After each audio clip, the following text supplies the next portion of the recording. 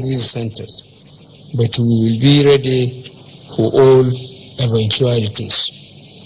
At this point, I must recognize the incredible work being done by our healthcare workers and volunteers across the country, especially in frontline areas of Lagos and Ogun states, as well as the Federal Capital Territory. You are our heroes, and as a nation, we will forever remain grateful for your sacrifice during this very difficult time. More measures to motivate our healthcare workers are being introduced, which we will announce in the coming weeks. As a nation, we are on the right track to win the fight against COVID-19. However, I remain concerned about the increase in number of confirmed cases and deaths being reported across the world and in Nigeria especially. On 30th March 2020, when we started our lockdown in conforming with medical and scientific advice, the total number of confirmed cases across the world was over 780,000. Yesterday, the number of confirmed COVID-19 cases globally was over 1,850,000. This figure is more than double in 2 weeks. In the last 14 days alone, over 70,000 people have died due to this disease. In the same period, we have seen the health system of even the most developed nations being overwhelmed by this virus.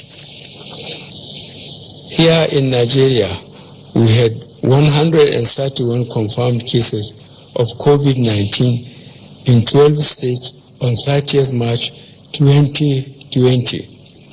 This morning, Nigeria had 323 confirmed cases in 20 states. Unfortunately, we now have 10 fatalities. Lagos State remains the center and accounts for 54% of the confirmed cases in Nigeria.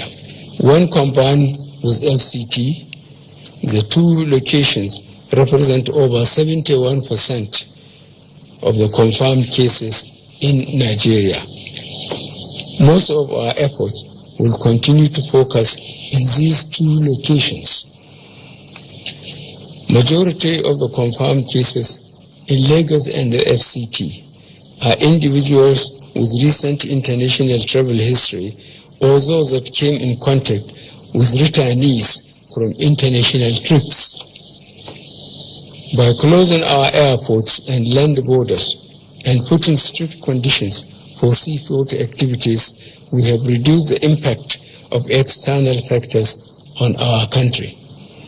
However, the increase in the number of states with positive cases is alarming. The National Center for Disease Control has informed me that a large proportion of new infections are now occurring in our communities through person-to-person contacts. So we must pay attention to the danger of close contact between person to person. At this point, I will remind all Nigerians to continue to take responsibility for the recommended measures to prevent transmission, including maintaining physical distancing, good personal hygiene, and staying at home. In addition, I have signed the quarantine order in this regard and additional regulations to provide clarity in respect of the control measures for the COVID-19 pandemic, which will be released soon. The public response to COVID-19 is built on our ability to detect, test, and admit cases, as well as trace all their contacts. While I note some appreciable progress, we can achieve a lot more. Today, the cessation of movement, physical distancing measures, and the prohibition of mass gatherings remain the most efficient and effective way of reducing the transmission of the virus. By sustaining these measures, combined with extensive testing and contact tracing, we can take control and limit the spread of the disease. Our approach to the virus remains in two steps. First, to protect the lives of our fellow Nigerians and residents living here, and second, to preserve the livelihoods of workers and business owners. With this in mind, and having carefully considered the briefings and report from the Presidential Task Force and the various options offered, it has become necessary to extend the current restriction of movement in Lagos and Ogun states, as well as the FCT, for another 14 days, effective from 11:59 p.m. on Monday, 13th of April 2020. I am therefore once again asking you all to work with government in this fight. This is not a joke. It is a matter of life and death. Mosques in Mecca and Medina have been closed. The Pope celebrated Mass on an empty St. Peter's Square. The famous Notre Dame Cathedral in Paris held Easter Mass with less than 10 people. India, Italy, and France are in complete lockdown. Other countries are in the process of following suit. We cannot be lax. The previously issued guidelines on exempted services shall remain. This is a difficult decision to take, but I am convinced that this is the right decision. The evidence is clear. The repercussions of any premature end to the lockdown action is unimaginable. We must not lose the gains achieved thus far. We must not allow a rapid increase in community transmission. We must endure a little longer. I will therefore take this opportunity to urge you all to notify the relevant authorities if you or your loved ones develop any symptoms. I will also ask our healthcare professionals to redouble their efforts to identify all suspected cases, bring them into care, and prevent transmission to others.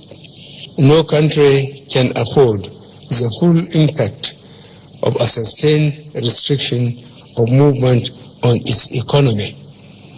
I am fully aware of the great difficulties experienced, especially by those who earn a daily wage, such as traders, day workers, artisans, and manual workers.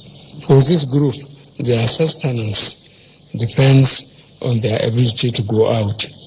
Their livelihoods depend on them mingling with others and about seeking work. But despite these realities, we must not change the restrictions. In the last 2 weeks, we announced palliative measures such as food distribution, cash transfers, and loans repayment waivers to ease the pains of our restrictive policies during this difficult time. These palliatives will be sustained. I have also directed that the current social register be expanded from 2.6 million households to 3.6 million households in the next 2 weeks. This means we will support an additional 1 million homes with our social investment programs. A technical committee is working on this and will submit a report to me by the end of this week. The security agencies have risen to the challenges posed by this unprecedented situation with gallantry, and I commend them. I urge them to continue to maintain utmost vigilance, firmness, as well as restraint in enforcing the restriction orders while not neglecting statutory security responsibilities. Fellow Nigerians, follow the instructions on social distancing. The irresponsibility of the few can lead to the death of many. Your freedom ends where other people's rights begin. The response of our state governors has been particularly impressive, especially in aligning their policies and actions to those of the federal government. In the coming weeks, I want to assure you that the federal government, through the Presidential Task Force, will do whatever it takes to support you in this very difficult period. I have no doubt that by working together and carefully following the rules, we shall get over this pandemic. I must also thank the legislative arm of government for all their support and donations in this very difficult period. This collaboration is critical to the short and long-term success of all the measures that we have instituted in response to the pandemic. As a result of this pandemic, the world as we know it has changed.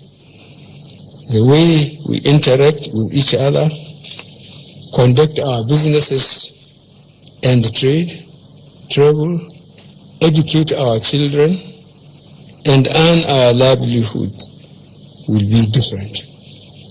To ensure our economy adapts to this new reality, I am directing the Ministers of Industry, Trade and Investment, Communication and Digital Economy, Science and Technology, Transportation, Aviation, Interior, Health, Works and Housing, Labor and Employment, and Education to jointly develop a comprehensive policy for a Nigerian economy functioning with COVID-19. The ministers will be supported by the Presidential Economic Advisory Council and the Economic Sustainability Committee in executing this mandate.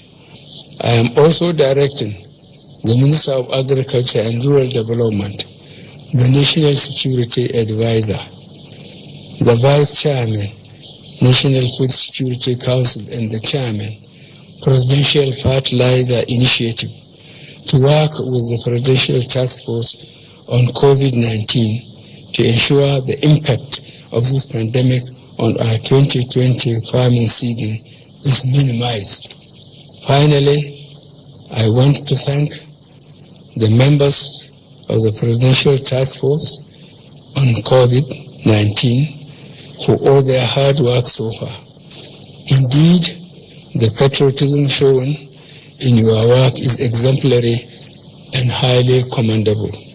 Fellow Nigerians, I have no doubt that by working together and carefully following the rules, we shall get over this pandemic and emerge stronger in the end. I thank you all for listening, and may God bless the Federal Republic of Nigeria.